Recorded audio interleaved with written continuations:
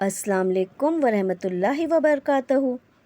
ایک شخص کی عادت تھی کہ وہ اذان سے کافی پہلے مسجد میں آ جاتا اور وضو کر کے قرآن پاک کی تلاوت شروع کر دیتا۔ اس طرح جماعت ہونے سے پہلے اسے تلاوت کے لیے کافی وقت مل جاتا۔ آج بھی کچھ اسی طرح ہوا تھا۔ وہ مسجد میں بیٹھا تلاوت کر رہا تھا کہ ایک چھوٹا بچہ مسجد میں داخل ہوا اور ہاتھ منہ دھو کر مسجد کے ایک کونے میں بیٹھ گیا۔ اس نے مسکرا کر بچے کی طرف دیکھا تو بچے نے بھی مسکراہٹ سے جواب دیا۔ وہ سر جھکا کر پھر تلاوت میں مشغول ہو گیا۔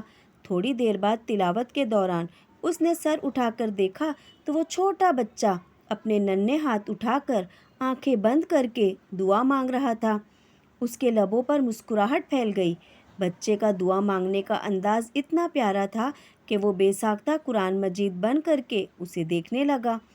تھوڑی دیر بعد اس بچے نے دعا ختم کی اور باہر جانے لگا تو اس کا دل چاہا کہ وہ اس بچے کی حوصلہ افزائی کے لیے اسے کچھ دے۔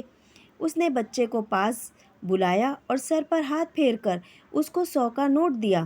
بچے نے تھوڑی سی ہچکچاہٹ کے بعد وہ نوٹ قبول کر لیا۔ اس نے بچے سے پوچھا کہ بتاؤ تم اللہ سے کیا دعا مانگ رہے تھے؟ بچے نے مسکراتے ہوئے کہا، میرا چاکلیٹ کھانے کا دل کر رہا تھا تو میں نے اللہ جی سے 100 روپے مانگے تھے۔ یہ کہہ کر وہ چلا گیا۔ بچے کے جانے کے بعد بھی وہ اسی سمت دیکھتا رہا جس طرف وہ بچہ گیا تھا، جو اسے یقین اور اخلاص سے دعا مانگنے کا ایک طریقہ سکھا گیا تھا۔ آئیں ہم بھی یقین اور خلوص سے دعا مانگے اور انشاءاللہ یہاں دعا مانگی وہاں قبول ہو گئی انشاءاللہ، کیونکہ اللہ رحیم ہے، اللہ کریم ہے، اللہ مجیب ہے۔ اس کی رحمتوں کے خزانوں میں کوئی کمی نہیں۔ وہ دینا جانتا ہے، ہمیں لینا سیکھنے کی ضرورت ہے۔ ہمیں مانگنا کیسے یہ سیکھنا ہے۔ آئیے خلوص سے دعا مانگے۔ تمام امت کو بھی دعا میں ضرور یاد رکھیں۔ آمین ثم آمین۔ انشاءاللہ اگر ہم بھی اخلاص، یقین، امید کے ساتھ دعا مانگیں گے تو ہماری بھی ہر دعا قبول ہوگی، کیونکہ دینے والی ذات صرف اور صرف اللہ کی ہے۔